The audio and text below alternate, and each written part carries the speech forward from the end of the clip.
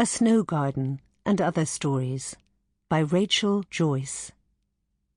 Read by Rachel Joyce, Paul Venables and Niamh Cusack. A society grows great when old men plant trees whose shade they know they will never sit in. Greek proverb. Forward. There is a joke I like about an actress playing the nurse in Romeo and Juliet. Someone asks her what the play is about. Now, the nurse is a nice part for an older woman.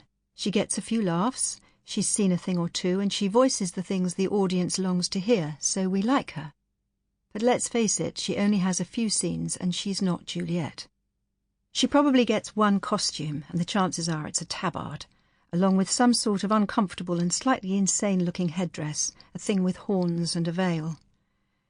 Anyway, the actress thinks very carefully about how best to summarise the plot of Romeo and Juliet, and then she says, well, it's all about this nurse. We are at the centre of our own stories, and sometimes it is hard to believe that we are not at the centre of other people's. But I love the fact that you can brush past a person with your own story, your own life, so big in your mind, and at the same time be a simple passer-by in someone else's, a walk-on part. Like most things, this book did not end up as the thing it began as. It was meant to be 3 stories. It's 7. They were not meant to be linked. They are. It was meant to be a comparatively small, quick project. It wasn't. When I write, whether it's fiction or plays, and even when I adapt other people's novels for radio, I make lots of cuts. Words go, descriptions go, passages, chapters, and sometimes, yes, entire characters. As much as I may like those words or descriptions or characters, if they are holding up the story and getting in its way, they end up being deleted. And this is why I have the idea of my caravan, where I write, being stuffed with people I have cut from my writing.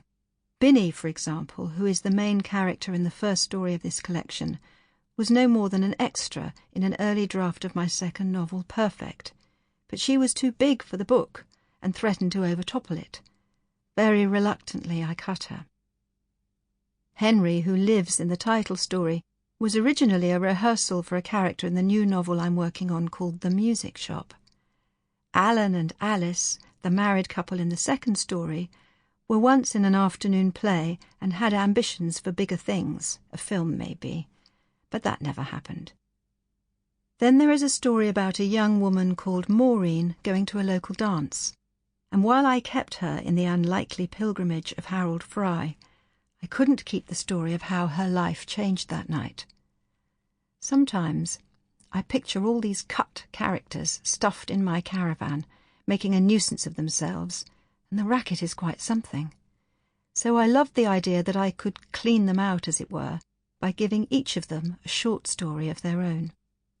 I still have a batch of curates that I had to delete when I was dramatising Charlotte Bronte's Shirley for BBC Radio 4. They spend entire days in my caravan, gossiping and drinking tea, and I have no idea what I'm going to do with them. If you would like to adopt them, they are available. Stories are important. We need them. It is through telling and hearing stories that we make sense of the world.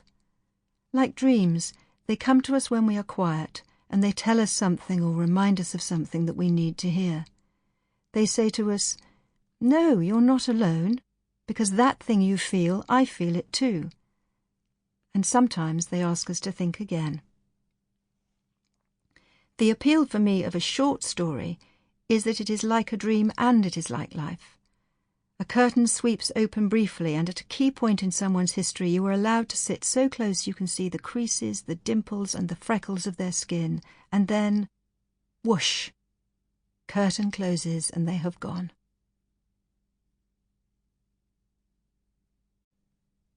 A Faraway Smell of Lemon. It is 9:30, and Oliver will be eating porridge in his Asterix bowl. At the age of 33 he has no regular habits but these, the porridge and the bowl, and he is faithful to both. "Sod him," Binny snorts, striding in. Sample complete. Ready to continue?